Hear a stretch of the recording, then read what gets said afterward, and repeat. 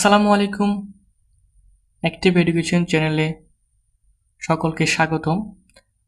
HSC শিক্ষার্থীবৃন্দ, আজকে আমি তোমাদের হিসাব বিজ্ঞান প্রথম পত্রের হিসাব বিজ্ঞান পরিচিতি পর্যায়ক্রমে ক্লাসের আজকে আমি এই ক্লাসে তোমাদের হিসাবের চূড়ান্ত ধারণা বলতে এখানে হিসাবের যে 5টা হিসাব শ্রেণী রয়েছে এই 5টা হিসাব শ্রেণী সম্পর্কে আলোচনা করব, প্লাস তোমাদের এই অধ্যায়ের শেষে সম্পত্তিবাচক, ব্যক্তিবাচক, নামিকবাচক যে হিসাবগুলো রয়েছে এই হিসাবগুলো সহ আজকে ক্লাসে আমি একটা শীট দিয়ে দিব। এই শীটটা সম্পূর্ণ কমপ্লিটভাবে তুমি যখন পারবা তখন তোমাকে তোমার প্রশ্ন যদি বলা হয় নগদান এটা কোন ধরনের হিসাব, ব্যক্তিবাচক হিসাব, সম্পত্তিবাচক হিসাব, সবকিছু তুমি আজকের এই ক্লাসের পরে সবকিছু এই অধ্যায়টা কমপ্লিট করে ফেলতে পারবা। এর পরবর্তী আমি একটা ক্লাসে মালিকানা সত্ত্ব নির্ণয় করে দিলে এই অধ্যায়টা কমপ্লিটলি তোমার ক্লিয়ার হয়ে যাবে। তো চলো আজকে আমি এই হিসাবটার উৎপত্তি থেকে শুরু করে একদম শেষ পর্যন্ত যতটুকু পর্যন্ত হিসাবের রয়েছে সবকিছু আজকে আমি এই সংক্ষিপ্ত একটি ক্লাসে আলোচনা করার চেষ্টা করব। তো চলো ক্লাসটা শুরু করি। প্রথমে আমরা দেখতে পাচ্ছি হিসাবের ধারণা। অ্যাকাউন্ট শব্দটি প্রাচীন শব্দ অ্যাকাউন্টার থেকে এসেছে। অ্যাকাউন্টার অর্থ গণনা করা বোঝানো হয়েছে। আমরা এখন শিখবো যে হিসাব খাত কাকে বলে। এখানে আমরা দেখতে পাচ্ছি হিসাব খাত হিসাব বিজ্ঞানের ভাষায় একই জাতীয় লেনদেনগুলোকে এক জায়গায় লিপিবদ্ধ সংরক্ষণ করার জন্য যে শিরোনাম ব্যবহার করা হয় তাকেই হিসাব খাত বলে। আমরা শর্টকাট যদি সহজে বলতে যাই, সকল জাতীয় বা সমজাতীয় হিসাব একটি ফাইলে লিপিবদ্ধ করাকে, একটি ফাইলে বা একটি শ্রেণীতে লিপিবদ্ধ করাকে তাকে হিসাব খাত বলে। কারণ হিসাব খাত আমরা সকলেই চিনি, 5টা হিসাব খাত রয়েছে। হিসাবের 5টি শ্রেণীসমূহ সম্পদ, দায়, ব্যয়, আয়, মালিকানা সত্ত্ব, এই 5টা রয়েছে। এখানে এই 5টার ভিতর নগদান হিসাব হচ্ছে নগদান, ব্যাংক আসবাবপত্র হচ্ছে সম্পদ, ব্যাংক ঋণ, পাওনাদার, প্রদেয় বিল এগুলো হচ্ছে দায়, ভাড়া, বেতন, ক্রয় এগুলো হচ্ছে ব্যয়, বিক্রয়, প্রাপ্ত লভ্যাংশ, প্রাপ্ত ভাড়া এগুলো হচ্ছে আয়। এখানে আরও আছে, জাস্ট আমি 3টা বোঝার জন্য তিনটা করে উদাহরণ এখানে দিয়েছি, অনেকগুলি রয়েছে। মালিকানা সত্ত্ব হচ্ছে আয়কর, উত্তোলন, মূলধন এগুলো হচ্ছে মালিকানা সত্ত্ব। এখন আমাদের পরবর্তী স্টেপ একটা উদাহরণ আমি তোমাদের যদি দেখাই, সেটা হচ্ছে এগুলো জানার পরে এই 5 প্রকার হিসাব জানার পর তোমাকে মূলত এই 5টা হিসাবের উপরেই সবগুলো ব্যাখ্যা করা হয়েছে, ভাগ করা হয়েছে, 5টার ভিতরে সবকিছু রয়েছে। একটু ব্যক্তিবাচক, সম্পত্তিবাচক এবং নামিকবাচকের ক্ষেত্রে একটু ডিফারেন্স রয়েছে, এগুলো আমি পরবর্তীতে একটু পরে আলোচনা করব। তো চলো এর 5টা হিসাবের উপর একটা উদাহরণ দিয়ে আমি জিনিস একটু বুঝে নিই। এক্সাম্পল, আমি বেতন প্রদান 500 টাকা। এই বেতন প্রদান 500 টাকা আমরা এখানে সাধারণ জাবেদা লিখছি বেতন হিসাব ডেবিট, নগদান হিসাব ক্রেডিট। যেহেতু প্রদান করা হয়েছে সেক্ষেত্রে বেতন হিসাব আসছে, বেতন হিসাব ডেবিট 5000 টাকা, নগদান হিসাব ক্রেডিট 5000 টাকা। এখন হচ্ছে বেতন এটা কি, বেতন এটা হচ্ছে ব্যয়, আমরা লিখলাম ব্যয় হিসাব। বুঝতে পেরেছ? বেতন এটা কি, ব্যয়, আমরা লিখলাম ব্যয় হিসাব। ঠিক আছে। নগদান এটা কি, নগদান এটা হচ্ছে সম্পদ, আমরা লিখলাম যে সম্পত্তি হিসাব। সম্পদ বা সম্পত্তি দুটোটাই একই কথা। আমরা এতটুকু পর্যন্ত জেনে কি লাভ হলো, আমাদের অনেকে বলতে পারো যখন তোমরা হিসাব সমীকরণ করবো, আমি গত ক্লাসে হিসাব সমীকরণের বলেছিলাম পরবর্তী একটি ক্লাসে হিসাব সম্পর্কিত সকল কিছু আলোচনা করব, সেক্ষেত্রে আমি ওই ক্লাসে তেমন একটি কিছু বলতে পারি নাই হিসাব সম্পর্কে। তো আজকে এই হিসাবের ব্যয় হিসাব, সম্পত্তি হিসাব, দায়, মূলধন এগুলো হচ্ছে তুমি যখন এই হিসাবটা, এই সম্পদ এটা হচ্ছে তোমার বেতন, এই বেতনটা ব্যয় হিসাব, এই বেতন ব্যয় হিসাব ডেবিট হয়েছে বৃদ্ধি পাওয়ার কারণে, বৃদ্ধি পেলে সেটা কি হবে, প্লাস হবে, এই ডেবিট সাইডে যাবে, প্লাস হবে। এই ধরনের বোঝার জন্য আমি এইভাবে তোমাকে যদি বুঝাই, আশা করছি তুমি সহজেই বুঝতে পারবা। এখানে হিসাবে শ্রেণী বিভাগ সম্পর্কে কিছু আলোচনা করা হয়েছে। সম্পত্তি সংক্রান্ত লেনদেন হচ্ছে সম্পত্তিবাচক, ব্যক্তি বা প্রতিষ্ঠান সংক্রান্ত লেনদেন হচ্ছে ব্যক্তিবাচক, আয় ব্যয় সংক্রান্ত লেনদেন হচ্ছে নামিকবাচক। এই 3টা বাচক যেখানে দেখতে পাচ্ছ 3টা বাচক, এই 3টা বাচক তোমার সিকিউতে আসবে, খ নাম্বার বা গ নাম্বার বলতে পারে। একটু আগে যে উদাহরণ একটা দিয়েছি বেতন হিসাব ডেবিট, নগদান হিসাব ক্রেডিট, এই বেতন হিসাব এবং নগদান হিসাবের শ্রেণী বিভাগ নির্ণয় করো, এটা কোন বাচক শব্দ নির্ণয় করো। এই ধরনের যদি সিকিউরিতে বলে তুমি দেখবে নগদান হচ্ছে সম্পত্তি বাচক, ঠিক আছে, এভাবে দিয়ে দিবা। তারপর হচ্ছে এই হিসাব মানে এই শ্রেণী বিভাগকে 2টি ভাগে ভাগ করা হয়েছে। এই হিসাব শ্রেণী বিভাগকে মানে সম্পত্তিবাচক, ব্যক্তিবাচক, নামিকবাচক এই 3টাকে দুইটা ভাগে ভাগ করা হয়েছে, একটা হচ্ছে সনাতন পদ্ধতি আর একটা হচ্ছে আধুনিক পদ্ধতি। এই সনাতন পদ্ধতিকে আবার দুইটি ভাগে ভাগ করা হয়েছে, একটা হচ্ছে ব্যক্তিবাচক হিসাব, একটা হচ্ছে অব্যক্তিবাচক হিসাব। ব্যক্তিবাচক হচ্ছে আমরা সকলে জানি দেনাদার পাওনাদার হচ্ছে দেনাদার এবং পাওনাদার হচ্ছে ব্যক্তিবাচক হিসাব। অব্যক্তিবাচক হিসাব হচ্ছে সম্পত্তিবাচক এবং নামিকবাচক। ঠিক আছে, আমরা দেখতে পাচ্ছি যে ব্যক্তিবাচক হচ্ছে যেগুলো দেনাদার, পাওনাদার হচ্ছে ব্যক্তিবাচক। সম্পত্তিবাচক এবং নামিকবাচক হচ্ছে অব্যক্তিবাচক, মানে সেগুলো ব্যক্তিবাচক নয়। ঠিক আছে, এতটুকু পর্যন্ত আশা করছি তোমরা সকলে বুঝতে পেরেছ। অনেকে বলতে পারো ভাইয়া এগুলো আমাদের জানার কি দরকার রয়েছে।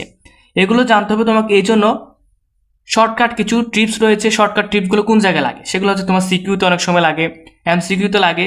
সেজন্য বলতে পারো যে তুমি যদি এগুলো এই দুইটা না জেনে তুমি যদি শর্টকাটলি এটা মনে রাখো যে ব্যক্তিবাচক এই তিনটা হিসাবকে দুটি ভাগে ভাগ করা হয়েছে, একটা হচ্ছে ব্যক্তিবাচক আর একটা হচ্ছে ব্যক্তিবাচক নয়।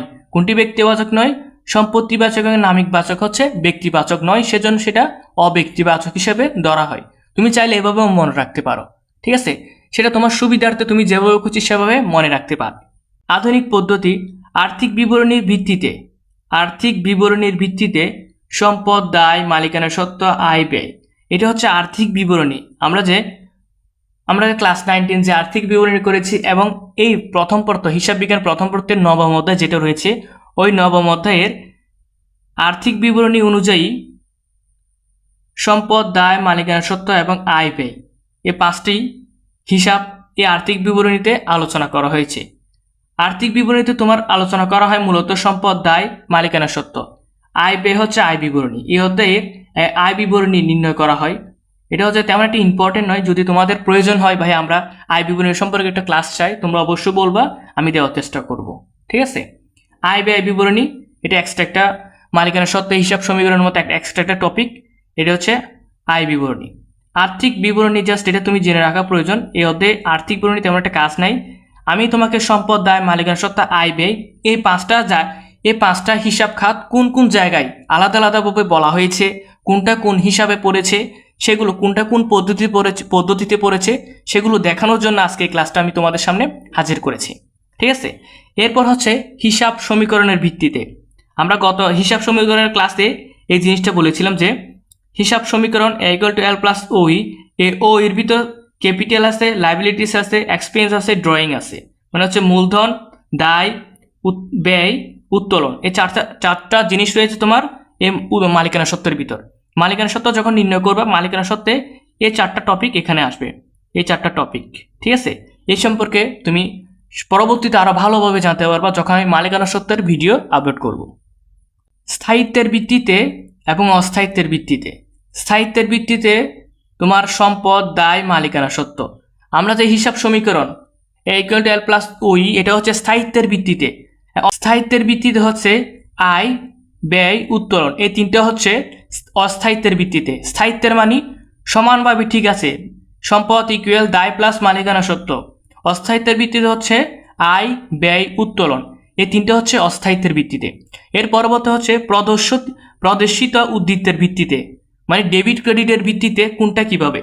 ঠিক আছে, ডেবিট উদ্বৃত্তের ক্ষেত্রে সম্পদ, ব্যয়, উত্তোলন হচ্ছে ডেবিট উদ্বৃত্তের ক্ষেত্রে।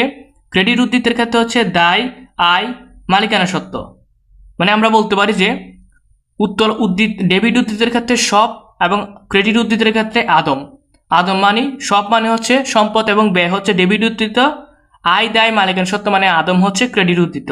আশা করছি এভাবে তুমি যখন বুঝবা, আশা করছি পাঁচটা হিসাব শ্রেণী বা পাঁচটা হিসাব কোন কোন জায়গায় কিভাবে আলাদা আলাদা বলা হয়েছে, কিভাবে আধুনিক পদ্ধতি, সনাতন পদ্ধতি, স্থায়িত্ব, অস্থায়িত্ব, প্রদর্শিত, হিসাব সমীকরণের ভিত্তিতে, আর্থিক অবস্থার ভিত্তিতে, যখন সবকিছু তুমি জানতে পারবা তখন তোমার কাছে হিসাবের পাঁচটি খাত তোমার কাছে একদম সম্পূর্ণ ক্লিয়ার হয়ে যাবে। তো চলো আজকে আমরা এই একটা টপিক রয়েছে, আমি বলেছিলাম যে চমৎকার একটা শীট, সম্পত্তিবাচক, ব্যক্তিবাচক এবং নামিকবাচকের যে শীটটা আমি তোমাকে দিব, চাইলে একটা স্ক্রিনশট নিয়ে রাখতে পারো বা লিখে নোট করে রাখতে পারো। এগুলো পড়লে এই অধ্যায়ের আর কোনো ধরনের নামিক বা ব্যক্তিবাচক বা সম্পত্তিবাচক কিছু শিখতে হবে না। জাস্ট এগুলো শিখলে দেখবা ঘুরে ফিরে এগুলোই বারবার আসছে। একটা শীটের সম্পূর্ণ কাভার সনাতন পদ্ধতি এবং আধুনিক পদ্ধতি। আমরা এতক্ষণ ধরে সনাতন এবং আধুনিক পদ্ধতি সম্পর্কে আলোচনা করেছি না। আধুনিক পদ্ধতি হচ্ছে পাঁচ প্রকার হিসাব হচ্ছে আধুনিক। সম্পদ, আয়, দায়, মালিকানা সত্ত্ব এগুলো হচ্ছে আধুনিক পদ্ধতি। সনাতন পদ্ধতি হচ্ছে সম্পত্তিবাচক, ব্যক্তিবাচক, নামিক বাচক যেগুলো রয়েছে, যে তিনটা খাত রয়েছে ওই তিনটা খাত হচ্ছে তোমার সনাতন পদ্ধতি। তো চলো আমরা দেখি একটু। দালান কোঠা, সুনাম, ইজারা সম্পত্তি, অফিস সরঞ্জাম, খুচরা যন্ত্রাংশ, বিনিয়োগ, অফিস সাপ্লাইজ, তারপর হচ্ছে প্রাথমিক খরচ, বৈদ্যুতিক সরঞ্জাম, আসবাবপত্র, বিলম্বিত বিজ্ঞাপন, নগদান, কলকব্জ যন্ত্রপাতি, ট্রেডমার্ক, পেটেন্ট, কপিরাইট। এখানে যেগুলো রয়েছে জাস্ট এগুলোই হচ্ছে, এগুলো যখন তোমাকে সনাতন পদ্ধতি নির্ণয় করতে বলবে, এগুলো কখন বলবে সেটা তোমাকে জানতে হবে।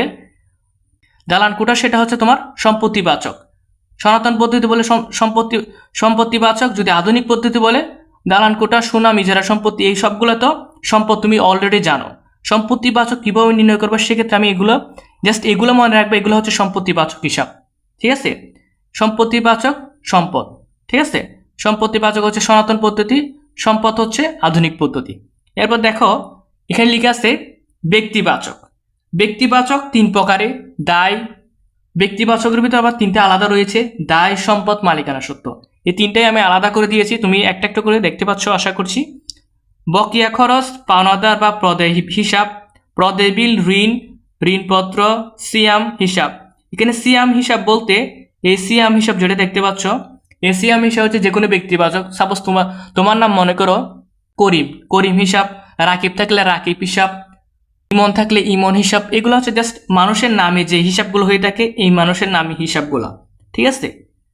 শ্রমিক কল্যাণ তহবিল, প্রভিডেন্ট ফান্ড, অনুপার্জিত আয়, অগ্রিম প্রাপ্ত আয়, বাংলাদেশ বিমান হিসাব, ভ্যাট, চলতি হিসাব, এগুলো হচ্ছে দায়। এগুলা কি আমি এখানে যেগুলো বলেছি, বকেয়া খরচ থেকে চলতি, ভ্যাট, চলতি হিসাব পর্যন্ত, এগুলো কি সবগুলো হচ্ছে দায়, ঠিক আছে। এই সবগুলো কি দায়। এই দায়গুলো হচ্ছে ব্যক্তিবাচক হিসাব।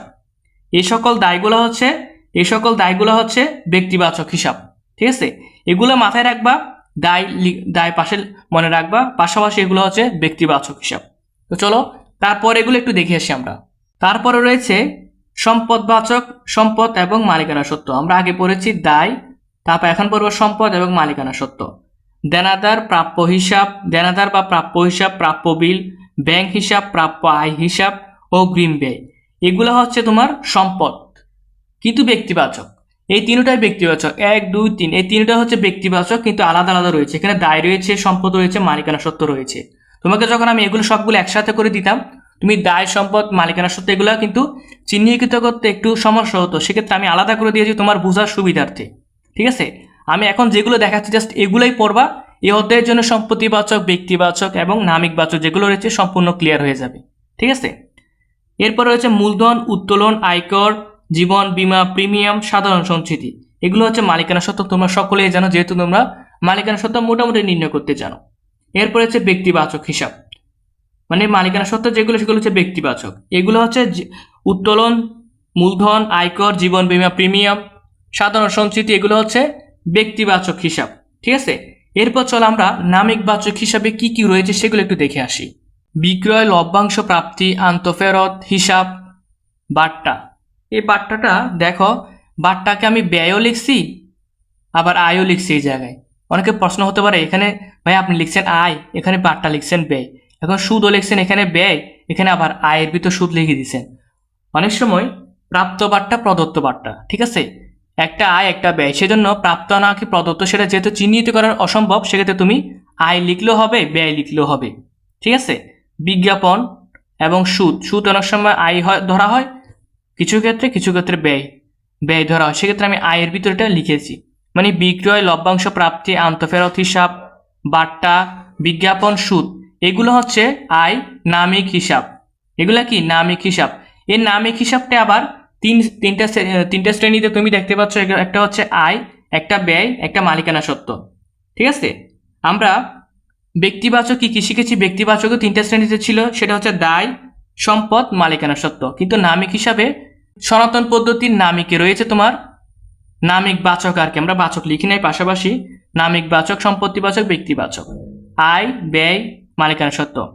নামিক বাচকের ব্যয়ের ভিতরে রয়েছে বিবিধ ক্ষতি, ভাড়া, আমদানি শুল্ক, শিক্ষানবিশ ভাতা, আপ্যায়ন খরচ, অবচয় হিসাব, দফতর বা অফিস খরচ, মণিহারি, পরিবহন, ক্রয়, কুরিন বা অনাদায়ী পাওনা, বহি ফেরত, মেরামত, বিমা প্রিমিয়াম, উপযোগ খরচ, বেতন, ব্যাংক জমাতিরিক্ত বা ওভারড্রাফট বা ব্যাংক জমাতিরিক্ত।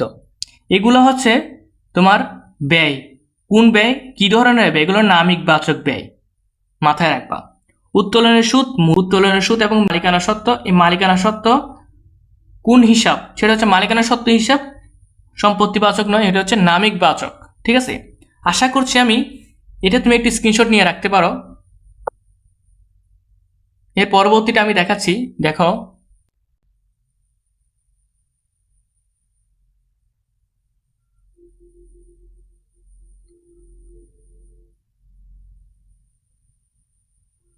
আশা করছি তুমি একটা স্ক্রিনশট মেরে রেখেছো।